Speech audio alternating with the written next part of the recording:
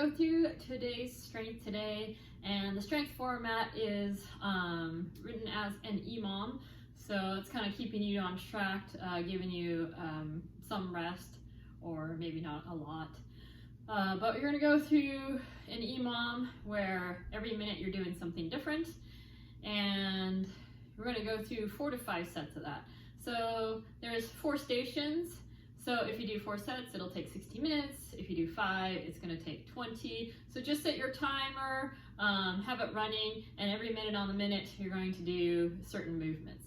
All right, so that first minute, minute 1, you're going to go through 8 to 10 suitcase deadlifts, and that's 8 to 10 on each side.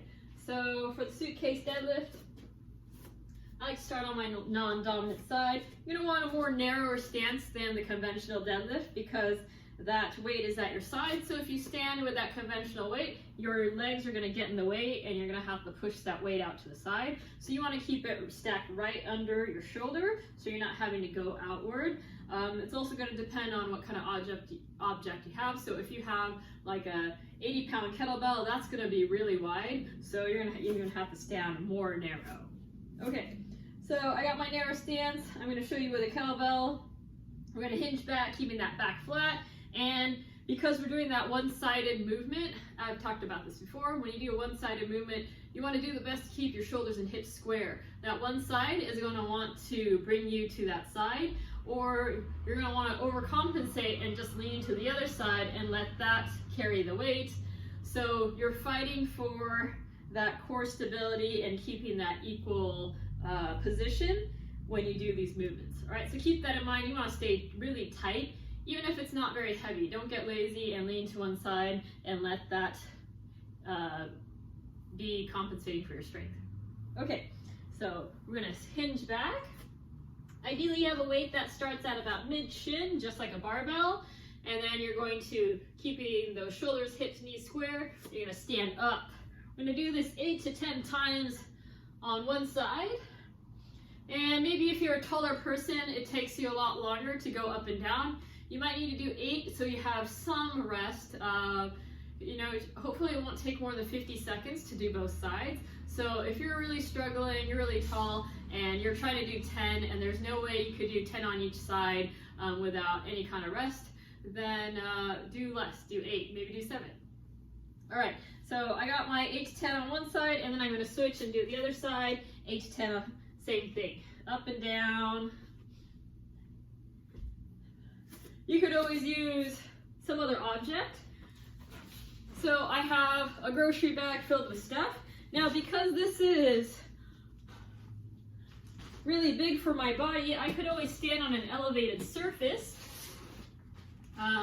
You don't have to stand on your coffee table, but I've done things where I stood on books and made my height a little bit higher, so I'm getting a little bit more range of motion. And so I'm just gonna show you, here I am, standing on my coffee table, and I'm able to get that full range of motion with my grocery bag. So another option for you there. Okay, so if you get done at the 40-second mark, that means you're gonna have 20 seconds of rest.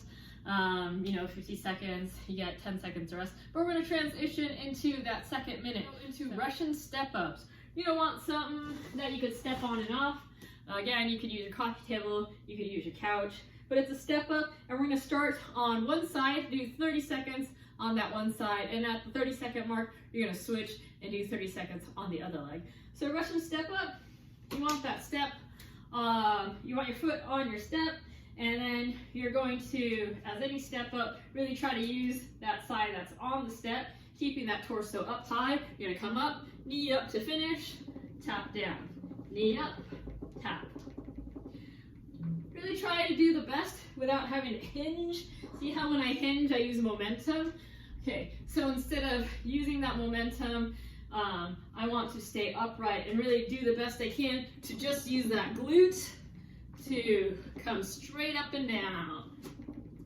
So after 30 seconds, I'm gonna switch to the other side and do the same thing on the other side. 30 seconds, 30 seconds. And that's gonna transition us to minute 3. We're gonna do 10 good mornings.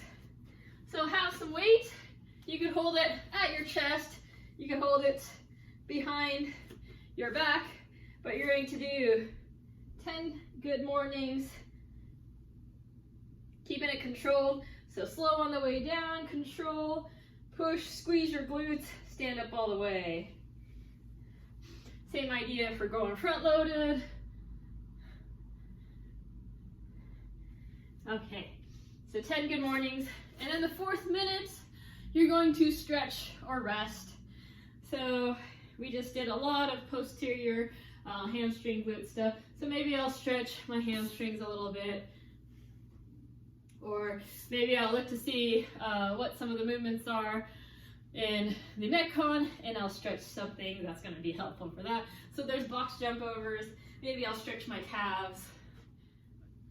Today's Metcon, you're going to have 3 rounds for time, and it's going to be 20 reps of all the movements. So we're going to do 20 dumbbell snatches, alternating. So that's going to be 10 on each side, and then you have 20 box jump overs, and then you're going to have 20 sit-ups.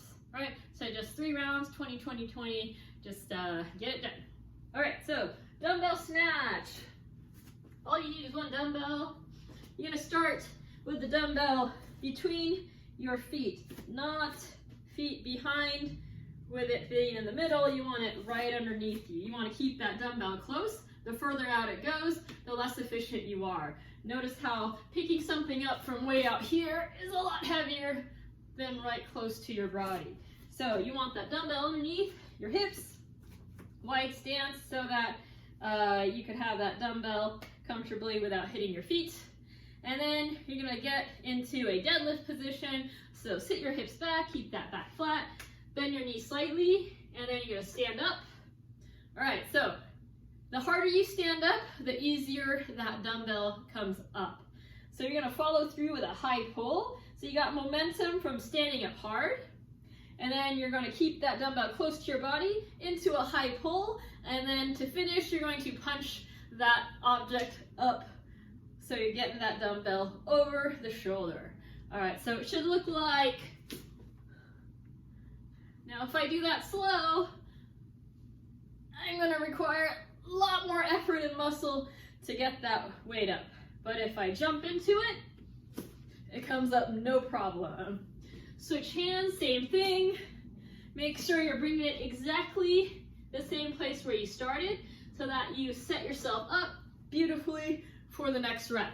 If I get lazy and bring this down, now I have to adjust myself, or now I have to put more effort into it to make that weight work. So each time, set it down exactly where you started. And that way you could cycle through those reps quickly and efficiently. If you need to modify this movement, you could always do a hang. So just going from about knee level, or if the overhead position is bothering you for another reason, you could always do dumbbell cleans. Just go under the shoulders. Okay, if you have a heavier weight, you could just do 2 arms there. All right. So many ways to modify that movement. And moving on to the box jump overs, you got 20 reps. So box jump over, you're gonna jump onto a box and then jump off to the other side or step off. If you don't have something to jump on and off of, you could always just set up an object to where you're jumping over it. All right, so I have a chair with a light, safe wrapping paper roll here. So I'm gonna shoot to jump over this. Okay.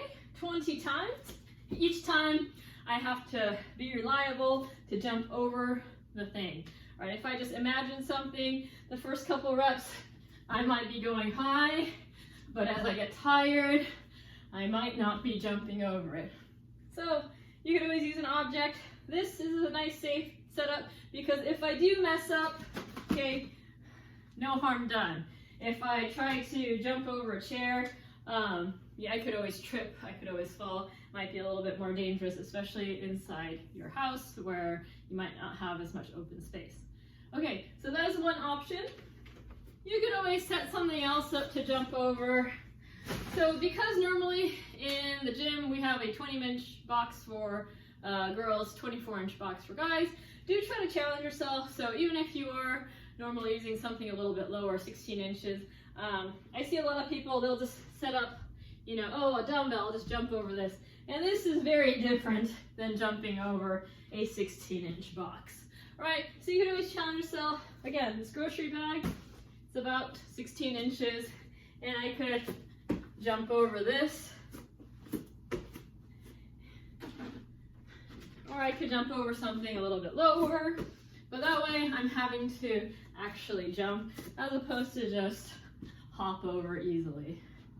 So challenge yourself in different ways, try to be creative in your setup, and we're going to move on to the last movement, which is the sit-ups.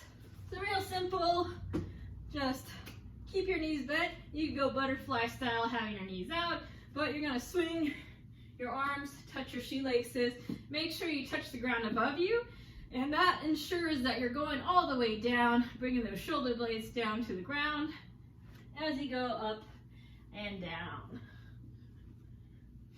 All right, so 20 reps there. And again, we're gonna go 3 sets total, just going through those movements for time. All right, thanks for watching, everyone. Hopefully you found that video helpful. Always, if you have some questions, you need some suggestions on objects to use or modifications, don't hesitate to shoot Janice or I an email, a message. Yeah, so we're always here to help, and hopefully we'll see you soon.